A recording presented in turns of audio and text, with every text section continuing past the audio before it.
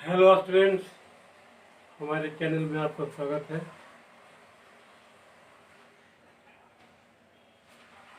आज मैं आपको क्लास 10 का लेक्चर 4 इंट्रोड्यूस करा रहा हूँ। देखिए, ये एक्टिविटी है। इसमें ये क्या है, प्लास्टिक मग है और इसमें इसके बेस में होल किया गया है। इसमें ग्रेफाइट का रॉड सेट किया हुआ है और कॉपर के द्वारा। 6 वोल्ट का बैटरी है। तो बैटरी के पॉजिटिव से यदि जोड़ते हैं तो उसको पॉजिटिव टर्मिनल से एनोड बोलते हैं और नेगेटिव से जोड़ता है तो उसको कैथोड बोलते हैं। और इसमें वाटर भरा हुआ है और सिल्वर ये डायल्यूट टेस्टेड स्पोर भी डाल दिया गया है। इसके बाद क्या करते हैं हम लोग कि यहाँ पर स्विच ऑन करते हैं। स्विच ऑन करते ही क्या होता है, इलेक्ट्रिसिटी प्रवाहित होना शुरू हो जाता है, फ्लो होना शुरू हो जाता है और आपका यहाँ शुरू हो जाता है रिएक्शन इलेक्ट्रोलाइसिस ऑफ वाटर। तो यहाँ पर रिएक्शन होगा, आपका H2O ब्रेक हो जाएगा H2 और O2 में।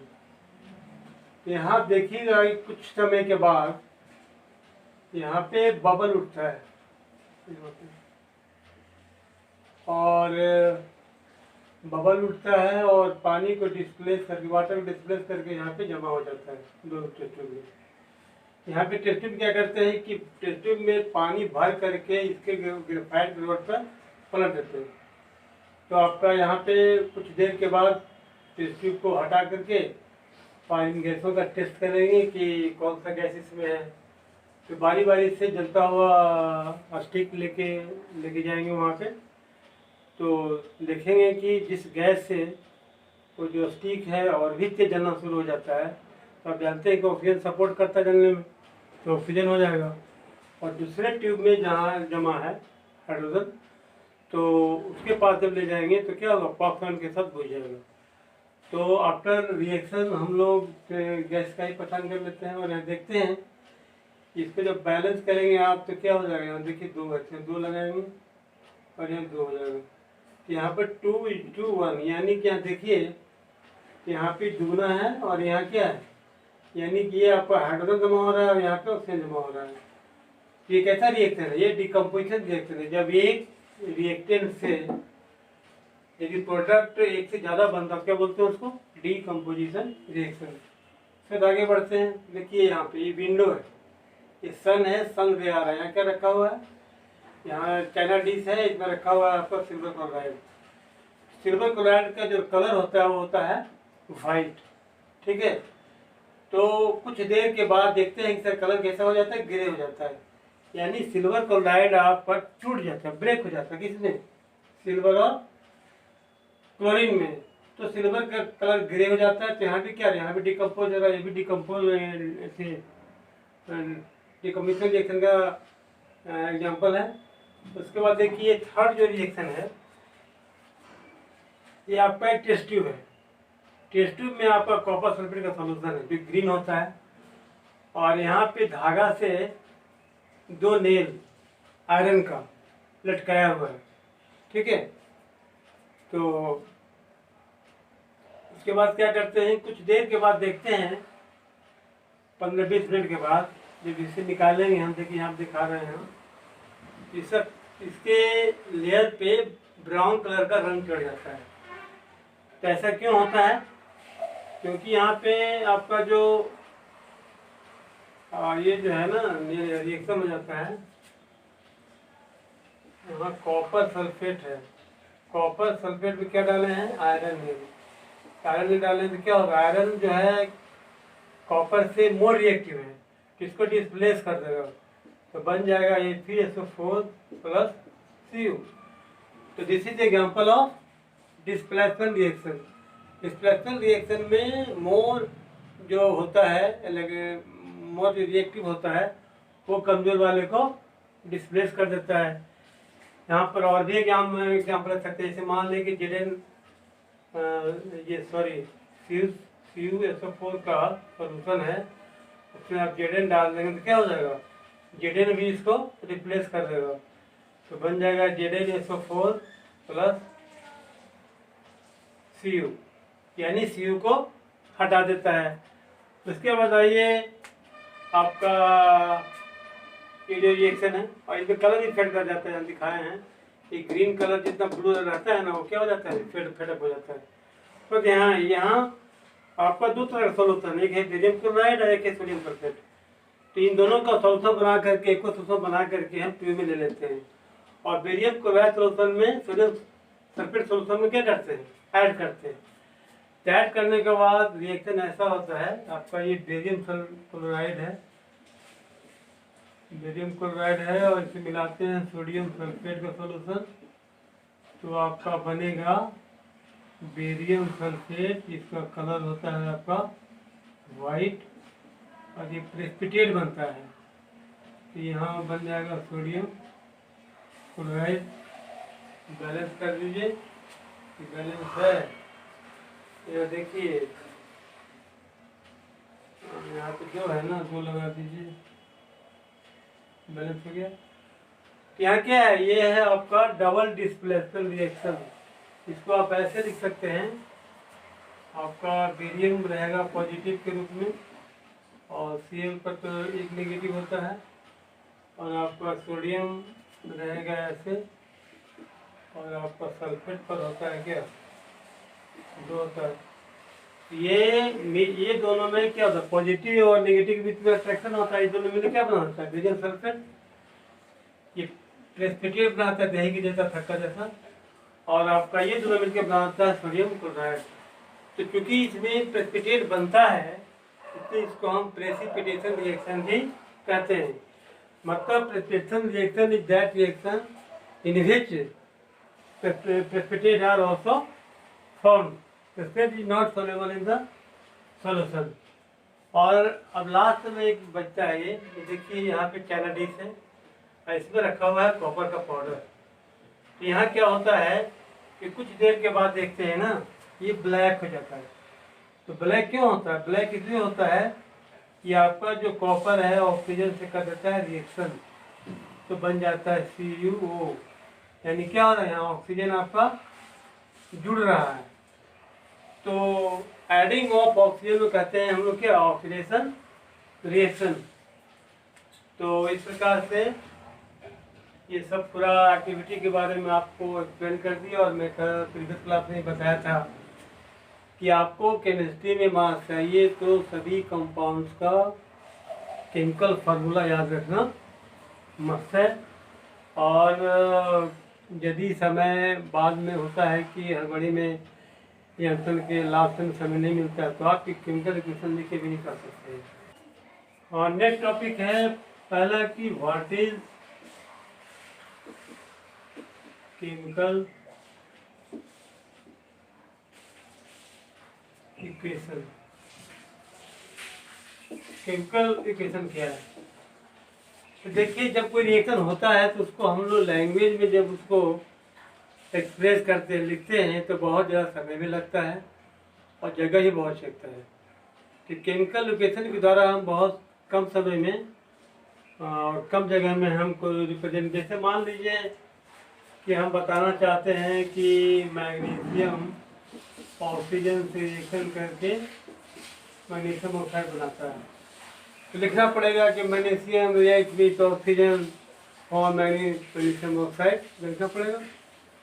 इसलिए क्या करते हैं हम लोग, पहले वर्ड इक्वेशन बनाते हैं। यहाँ लिख देंगे मैग्नीशियम, फिर लिखेंगे ऑक्सीजन, और फिर लिखेंगे मैग्नीशियम ऑक्साइड। ये अब क्या है, ये हो गया आपका word reaction. Word chemical reaction कर सकते हैं आपको, वर्ड केमिकल इक्वेशन। इसके लिखने के बाद इसका फार्मूला लीजिए। मैग्नीशियम का Mg होता है, ऑक्सीजन का O2 होता है, और मैग्नीशियम ऑक्साइड का Mg होता है। तो chemical equation is that equation which is represented in the formula of compound. Next है कि इसको बैलेंस कर दीजिए। इसके बाद हाउ टू राइट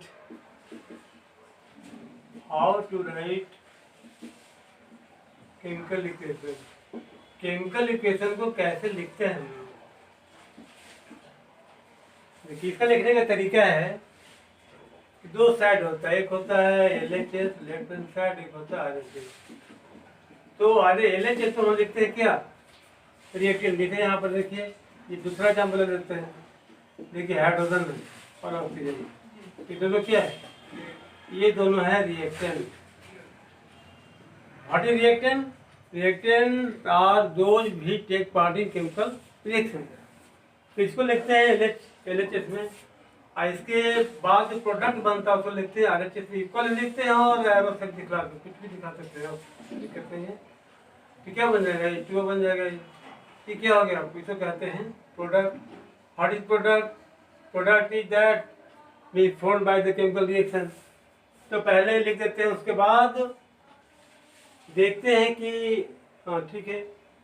इसके बाद इसमें दिखाना पड़ता है फिजिकल स्टेट, कि जो आप रिएक्टेंट लिया है उसका फिजिकल स्टेट क्या है, और जो बना है उसका क्या फिजिकल स्टेट है। देखिए, यहाँ क्या है, गैस है, तो इसको G दिखा देंगे, ये भी गैस है, इसको G दिखा देंगे। नहीं, क्या है, लिक्विड है। तो इस प्रकार से पूरा हो गया ही। उसके बाद जो नेक्स्ट टॉपिक है वो है कि हम केमिकल इक्वेशन को कैसे बैलेंस करते हैं। How to balance chemical equation, और क्यों जरूरत है, why is it need, why is it need. तो पहला सवाल है कि बैलेंस के कैसे बैलेंस करते हैं। तो एक एग्जांपल लेते हैं। इससे मान लीजिए कि आपका लेड नाइट्रेट रिएक्शन करता है पोटेशियम आयोडाइड सोल्यूशन है, ये सोल्यूशन है, और बनाता है लेड आयोडाइड और बनाता है पोटेशियम नाइट्रेट। तो इसके लिए पहले एग्जामिन करते हैं कि ये बैलेंस है कि नहीं है। अब यहाँ देख लीजिए, आप यहाँ क्या करो, एक टेबल बना लो, यहाँ लिख दो एलिमेंट लिखो एलिमेंट, और यहाँ लिख दो LHS और यहाँ लिख दो RHS। मतलब जो एलिमेंट LHS में कितना, RHS में कितना है। देखिए, यहाँ PV है, और क्या है, नाइट्रोजन है, और क्या है, ऑक्सीजन है, और कुछ है, हाँ आयोडीन है। अब देखिए, PV इधर कितना है, लेफ्ट में 1 है, इधर भी कितना है, इधर भी 1 है। आपका जो नाइट्रोजन है इधर कितना है, देखिए 2 है ना, नाइट्रोजन आपका 2 है, और इधर कितना है, 1 है। उसके बाद आपका पोटेशियम नहीं लिखे हैं, जगह नहीं है, यहाँ लिख देते हैं पोटेशियम एलिमेंट का। पोटेशियम आपका इधर में 1 है, या 1 लिख दिया, और इधर आपका इधर भी 1 है। और ऑक्सीजन कितना है, ऑक्सीजन आपका मल्टीप्लाई कर देते हैं, 6 है ऑक्सीजन आपको, और आयोडीन 6 इधर है, और इधर आपका कितना है, 3 है, तो यहाँ 3 लिखवा दीजिए। और आयोडीन आपका इधर 1 है, इधर भी क्या है, 2 है। तो हम देख रहे हैं कि नंबर ऑफ एटम जो LHS में है वो इक्वल नहीं है। देखो, ये दोनों तो इक्वल है, ये भी इक्वल, लेकिन यहाँ क्या है, ये 2 है नाइट्रोजन, और इधर कितना है, 1 है, और यहाँ ऑक्सीजन 6 है, इधर कितना है, 3 है। इसको कैसे बैलेंस करेंगे? बैलेंस करने का सबसे पहला तरीका है कि पहले एग्जामिन कर लो, उसके बाद जहाँ मैक्सिमम एटम आता हो। अब देखिए, यहाँ पर क्या है, सबसे मैक्सिमम यहाँ पे है, इसमें भी जो सबसे ज़्यादा हो, जैसे यहाँ पर क्या है, यहाँ देखिए ऑक्सीजन 6 सबसे ज़्यादा 6 है यहाँ, है ना। देखिए, यहाँ यदि हम 2 से मल्टीप्लाई कर देंगे तो ऑक्सीजन हमारा क्या हो गया, 6 हो गया, ठीक है। इसके बाद हमको लेते हैं नाइट्रोजन को। तो नाइट्रोजन कितना है, 2 है ना, अभी मैं भी किया था 2 हो गया है। तो नाइट्रोजन गया तो क्या हो गया, बस 2 हो गया। उसके बाद है ये लेड पर। तो लेड आपका इधर 1 है, इधर भी 1 है, बैलेंस की जरूरत नहीं है। आयोडीन है ये, तो आयोडीन आपका इधर 1 है, इधर 2 है, तो आप यहाँ पे 2 लगा दीजिए। तो आपका इस तरह से, तो हम इस तरह से केमिकल इक्वेशन को बैलेंस करते हैं। फिर अगला सवाल है कि क्यों जरूरत है। जरूरत है कि एक प्रिंसिपल है, laws of conservation of mass, law of conservation of mass. तो ये कहता है कि मास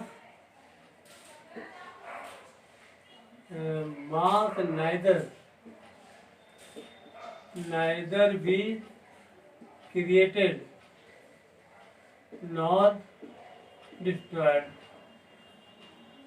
मतलब कि हम जो रिएक्टेंट लेते हैं उसका मास, इसके बाद जो प्रोडक्ट बनता है उसका मास, दोनों को यदि आप कैलकुलेट करेंगे तो दोनों क्या मिलता है, इक्वल मिलता है। जैसे हम एग्जाम्पल यहाँ दे देते हैं आपको। यहाँ देखिए हाइड्रोजन कितना एटम है, 2 है, 2 हो गया। ये कितना है, 2 है। तो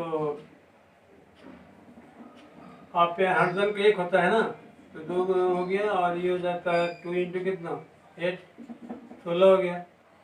तो 2 और 16 जोड़ दीजिए, कितना हो गया, 18। और यहाँ जोड़िए 1 इंटू 2 आप प्लस 16, कितना हो गया। तो जितना आप लिए उतना क्या हो गया, मिल गया। तो इसीलिए इसको बैलेंस करने की जरूरत पड़ती है। तो मैं आशा करता हूँ कि आपको समझ में आया होगा, और अच्छा लगे तो लाइक, शेयर और सब्सक्राइब जरूर करिए। और आज का ईद उल फितर भी है, सभी मुसलमान भाइयों का तरफ से